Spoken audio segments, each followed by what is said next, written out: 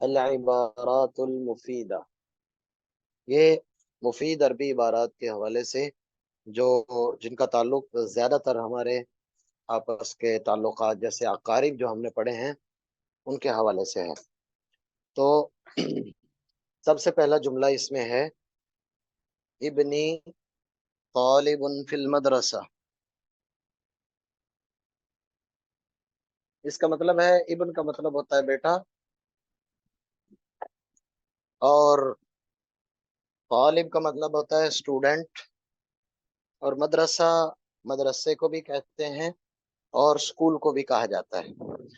تو آپ یہ کہنا چاہتے ہیں کہ میرا بیٹا اسکول میں اسٹوڈنٹ ہے یا اسکول میں پڑھتا ہے، یا کہنا چاہتے ہیں کہ وہ مدرسے میں پڑھتا ہے، تو آپ یوں کہیں گے ابنی طالب فی المدرسہ۔ اچھا، اس کے ساتھ ایک اور لفظ ہم لگا لیتے ہیں، اخن کہتے ہیں بھائی کو، اور میرا بھائی کہنے کے لیے ہمیں اخی کہنا ہوگا، تو ہم کہیں گے اخی طالب فی المدرسہ، اخی طالب فی المدرسہ۔ اگر چچا مدرسے میں پڑھتا ہے تو ہم کہیں گے عمی طالب فی المدرسہ، عمی طالب فی المدرسہ۔ یہ میں نے آپ کو طریقہ کار اس کا بتایا ہے۔ آگے دیکھتے ہیں، ابن عمی، ابن عمی کا معنی ہوتا ہے چچا کا بیٹا، ابن عمی چچا کا بیٹا۔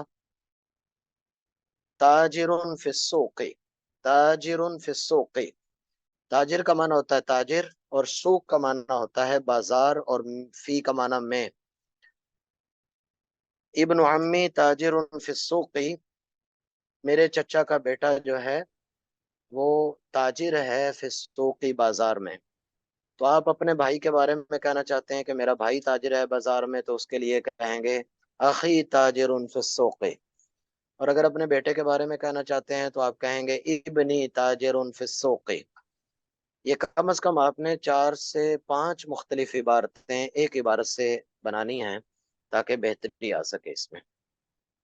اختی معلمتن، اختی، اخت کا معنی ہوتا ہے بہن، اختی معلمتن، اخت کا معنی ہوتا ہے بہن، اور اختی میری بہن، اخت، اختی میری بہن، وہ سب کو بھی آتا ہے۔ معلمتن، معلمتن وہ کیا ہے؟ معلمہ ہے، لہا ثلاثت اولاد، ان کے 3 بچے ہیں۔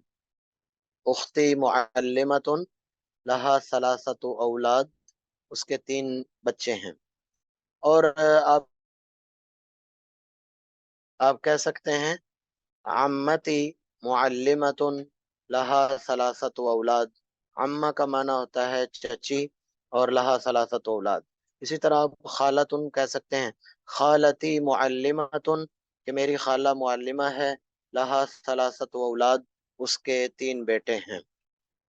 اور اگر آپ نے یہاں پر کوئی مذکر لگانا ہو، بڑی اہم ہے، ذرا اس کے اوپر غور کریں، اخت کی جگہ پر آپ نے اخی لگانا ہے، اور تو پھر آپ کو معلمتن نہیں کہنا ہوگا بلکہ معلمن کہنا ہوگا۔ تو آپ کہیں گے اخی معلمن، میرے بھائی معلم ہیں، لہا کی بجائے لہو آ جائے گا، ہو ضمیر، لہو ثلاثت اولاد، اس کے 3 بچے ہیں۔ تو اس طریقے سے اس کو تبدیل کرنا ہے۔ بہرحال میں نے یہاں پر ذکر کر دیا، اگر مؤنث کو ذکر کریں تو معلمتن کے آخر میں تا آئے گی، اگر مذکر کو ذکر کریں تو معلمن آئے گا، پھر معلمتن نہیں آئے گا۔ آگے ہے جدی طبیب شہیر، جدی طبیب شہیر، جد کا مطلب ہوتا ہے دادا، طبیب کا مطلب ہوتا ہے مشہور ڈاکٹر یا طبیب، اور شہیر ان کا معنی ہوتا ہے مشہور۔ میرا دادا جو ہے وہ مشہور طبیب ہے یا ڈاکٹر ہے یا حکیم ہے۔ آگے ہے، اچھا اس کی جگہ پر آپ یہ بھی کہہ سکتے ہیں ابھی طبیب شہیر، اس کو میں تبدیل کر رہا ہوں، ابھی طبیب شہیر، اخی طبیب شہیر۔ اور اگر آپ نے کوئی مؤنث لگانا ہے تو طبیب کی بجائے طبیبتن لگا دیں گے، طبیبتن، مثلا اختی طبیبتن شہیرتن۔ اس کے بعد آگے عدیلی، عدیلی یسکن فی لاہور، عدیلی یسکن فی لاہور، میرا ہم زلف یسکن وہ رہتا ہے۔ ہم نے آج جو کچھ ساتھیوں سے سنا تھا، انہوں نے کہا اسکنو، اسکنو کا معنی ہوتا ہے میں رہتا ہوں، یسکنو کا معنی ہوتا ہے وہ رہتا ہے۔ عدیلی یسکن فی لاہور، میرا ہم زلف لاہور میں رہتا ہے، تو آپ کہیں گے عدیلی یسکن فی مثلا سرجودہ، سرگودا میں رہتا ہے۔ آپ عدیلی کی بجائے اور کچھ بدل سکتے ہیں، مثلا آپ کہہ سکتے ہیں اخی یسکن فی لاہور، اور ابی یسکن فی لاہور، اور عمی یسکن فی لاہور، استاذی یسکن فی لاہور۔ تو کچھ بھی اس کے ساتھ چینج کیا جا سکتا ہے۔ میں نے آپ کی خدمت میں پہلے بھی گزارش کی تھی، اپنی زبان سے بولیں گے تو انشاءاللہ تعالی بہتر آ جائے گا۔ آگے ہے بنتی طالبۃ فی الکلیہ، بنتی طالبۃ فی الکلیہ، بنت کا مطلب ہوتا ہے بیٹی، بنتی میری بیٹی، طالبۃ وہ اسٹوڈنٹ ہے۔ وہ بالکل پہلی لائن میں دیکھیں تو وہاں طالبن ہے، اور جو آخری لائن میں دیکھیں تو یہاں طالبۃن ہے۔ طالبن اگر کوئی مذکر ہے، مرد ہے یا لڑکا ہے تو اس کے لیے طالبن آ جائے گا، اگر کوئی لڑکی ہے تو اس کے لیے طالبتن آ جائے گا۔ بنتی طالبتن فی الکلیہ، میری بیٹی وہ کالج کی طالبہ ہے یا اسٹوڈنٹ ہے۔ آپ یہاں پر کہہ سکتے ہیں اختی طالبتن فی الکلیہ، اختی طالبتن فی الکلیہ، تو اس کو تبدیل کرتے رہیں گے ہم۔ میرا خیال ہے کہ یہ اگرچہ آپ کو دیکھنے کے اندر یہ 5-6 عبارات صرف بن رہی ہیں، مگر آپ ان سے 10 سے 15 عبارات بہت آسانی سے بنا سکتے ہیں۔ اگلا صفحہ دیکھتے ہیں، زوجی عالم، میرا شوہر عالم، زوجی، زوج کا مطلب ہوتا ہے شوہر، زوجی میرا شوہر، عالم عالم ہے۔ اگر شوہر عالم نہیں کہنا چاہتے تو کیا کہے گی، زوجی تاجر فی السوق، زوجی تاجر فی السوق، زوجی معلم شہیر، میرے جو شوہر ہیں وہ مشہور استاد ہیں، معلم شہیر مشہور استاد ہیں۔ زوجی تاجر شہیر، زوجی اس کے علاوہ کہا جا سکتا ہے سائق ڈرائیور ہے۔ اس کے بعد آگے ہے عمی کاتب و خطاط، عمی کاتب و خطاط، میرے چچا جو ہیں وہ لکھاری ہیں، وہ خطاط اور خطاط ہیں، لکھنے والے، اور خطاط کو خطاط ہی کہتے ہیں۔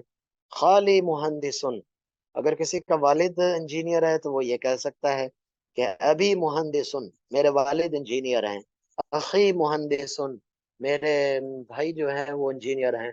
اگر آپ نے یہاں پر مؤنث لگانا ہوگا تو مہندستن لگائیں گے، جیسے آپ کہہ سکتے ہیں کہ اختی مہندستن، خالتی مہندستن۔ اس کے بعد آگے ہے امی ربت بیتن، یہ آپ کو نا پورا اپنے خاندان کا تعارف ہم پڑھا رہے ہیں، تاکہ آپ اچھا اس میں ہو سکتا ہے کہ آپ کے مطلب اس طرح سے نہ ہو، مگر ہم خیالی طور پر، ہم ذہنی طور پر صرف اپنی زبان کو بہتر کرنے کے لیے ہم یوں سمجھیں گے کہ ایک بہن مہندسہ ہے، دوسرا بھائی جو انجینئر ہے، تیسرا بھائی، مطلب ویسے ہی امی ربت بیتن، امی ربت بیتن۔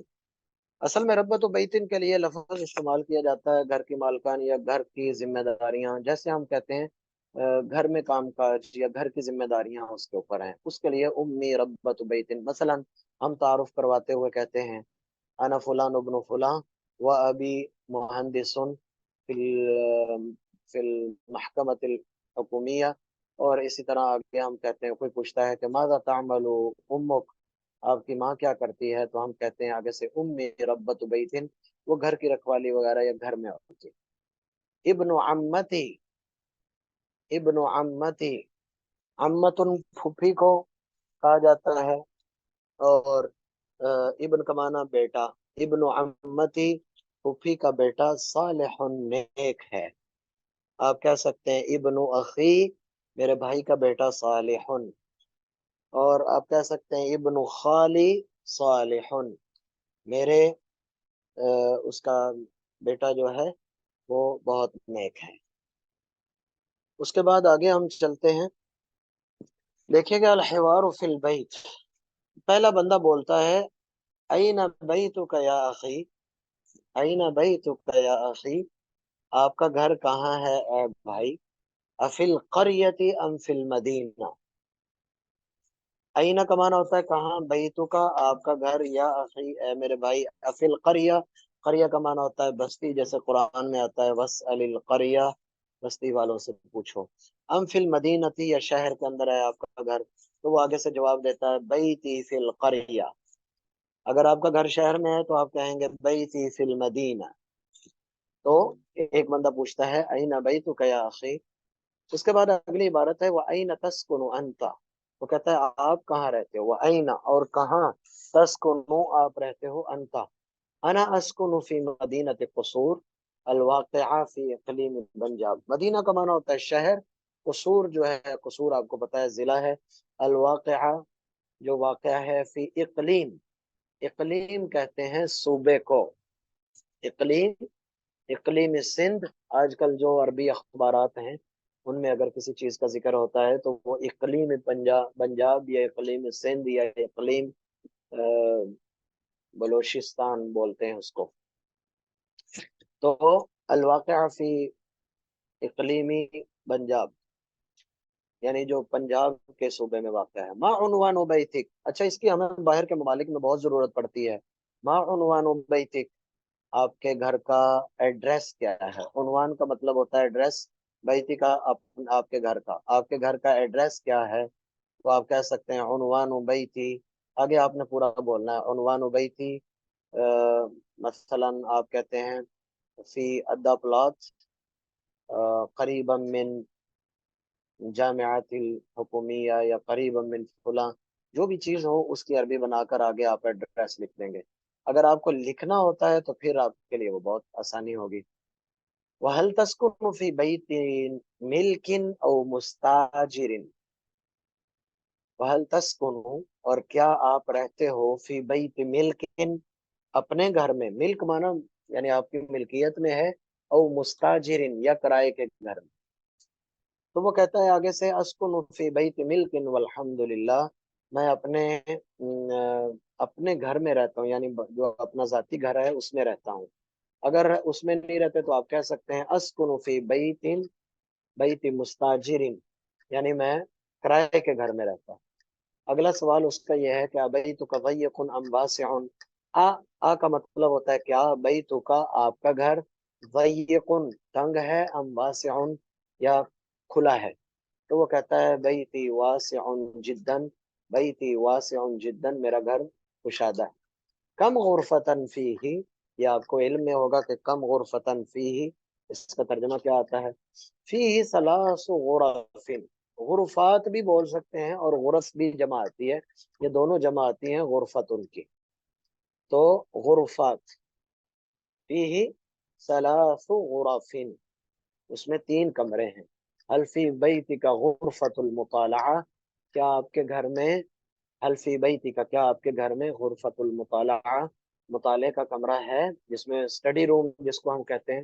نعم فیہ غرفۃ خاصہ للمطالعات. نعم جی ہاں، فیہ اس میں، غرفۃ خاصہ خاص کمرہ ہے، للمطالعہ اس کے لیے، مطالعہ کے لیے یعنی جس میں ہم مطالعہ کرتے ہیں اس کے لیے اس میں یعنی کمرہ ہے. آگے ہے وَهَلْ يُوجَدُ فِي بَيْتِكَ غُرْفَةُ الْاِسْتِقْبَالِ. حل یوجد، حل کا معنی ہوتا ہے کیا، یوجد کا معنی ہوتا ہے پایا جاتا ہے یا موجود ہے. غرفۃ الاستقبال جو استقبالیہ کمرہ ہے وہ ہے. اچھا، نعم عندنا غرفۃ الاستقبال والضیوف، ہمارے ہاں غرفۃ الاستقبال یعنی استقبالیہ کمرہ بھی ہے، والضیوف اور جو مہمان خانہ ہے وہ بھی ہے. حل فیہ حدیقۃ، کیا اس میں وہ ہے، باغیچہ ہے اس میں. تو وہ کہتا ہے جی اس میں باغیچہ، نعم فیہ حدیقۃ اس میں باغیچہ ہے، ذات بہجۃ جو بہت خوبصورت ہے، مطلب نظروں کو بہت اچھا لگتا ہے، اس طرح کا باغیچہ اس میں ہے. تو یہ گھر کے بارے میں اتنی اچھی چیز ہے کہ آپ اس حوالے سے اگر آپ تھوڑی سی محنت کریں گے تو اپنے گھر کا مکمل طور پر تعارف، اور اصل مقصود اس سے یہ ہے کہ کم از کم آپ کو اپنے گھر کے حوالے سے بولنا آ جائے. اس کے بعد ہے علی کم دور یحتوی، علی کم کتنے پر، کم کا معنی ہوتا ہے کتنا، دور کا مطلب ہوتا ہے منزلیں، کتنی منزلوں پر یحتوی وہ مشتمل ہے، یعنی آپ کے گھر کی کتنی منزلیں ہیں؟ تو یحتوی علی طابقین، یحتوی علی طابقین، کہ وہ دو منزلوں پر مشتمل ہے۔ سوف ازور، اچھا یہ بیتی کا نہیں ہونا چاہیے، یہ بیتا کا ہونا چاہیے۔ سوف ازور بیتکا، میں ان قریب آپ کے گھر آؤں گا، یعنی آپ سے ازور، زارا یزور، ہم اردو میں بھی لفظ بولتے ہیں زیارت کرنا یا دیکھنا، تو اس کے لیے عربی میں زیارت کے معنی میں نہیں آتا ہے، یہ مطلب ملاقات کے معنی میں آتا ہے۔ جیسے ہم کہتے ہیں کسی کو کہ میں آپ سے ملوں گا، یا میں آپ سے انشاءاللہ ملاقات کروں گا، میں آپ سے ملاقات کروں گا، تو اس کے لیے ہم سوف ازورو کا بولتے ہیں، سوف ازورو کا، میں ان قریب آپ سے ملوں گا، سوف ازورو بیتک، میں آپ کے گھر انشاءاللہ آؤں گا۔ مرحبا بک، مرحبا بک، خوش آمدید آپ کو، اخبرنی قبل مجیئی کا، اپنے آنے سے پہلے مجھے بتانا۔